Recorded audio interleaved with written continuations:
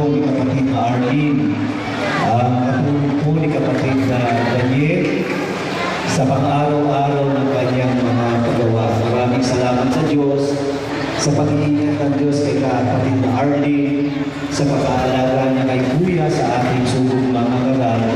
Ito po ay pasalamat na buong kapatid ng halos mga kapatid ng Region 3, Region 4, at saka NCR District 2 na nasasakupan po ni kapatid na Edwin Paking at ni kapatid na Resta Reyes at ni kapatid na James Cos, ang ating mga SIC at ang ating po kapatid.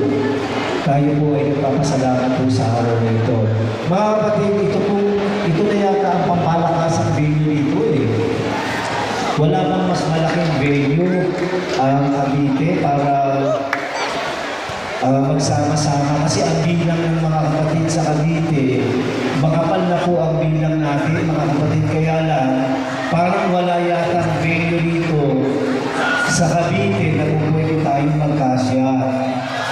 Kaya nga ang bini ni Kuya, kung meron tayo makikitang lupa sana na malaki-laki, pwede natin pagtayo ng convention center sa inaharap.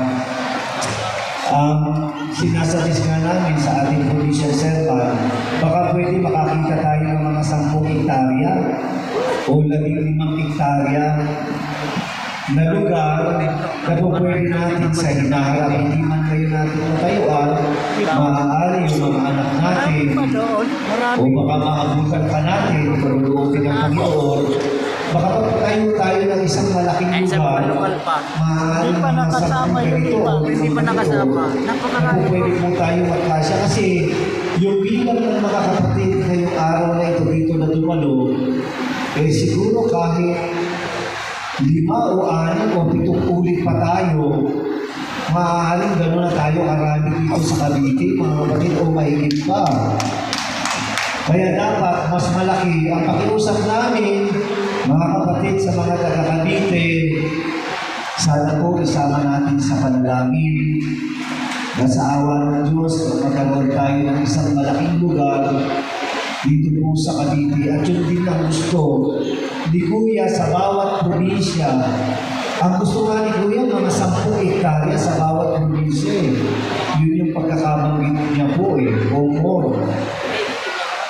Doon po sa Occidental o Oriental Mindoro, may kinukuha sila doon 19 hectares, 5 milyon lang ang halaga. Napakamura. Baka mamaya, meron naman mga kapatid na mayroong alam na ganong lupa sa Cavite, o baka naman may mga kapatid na maraming lupa.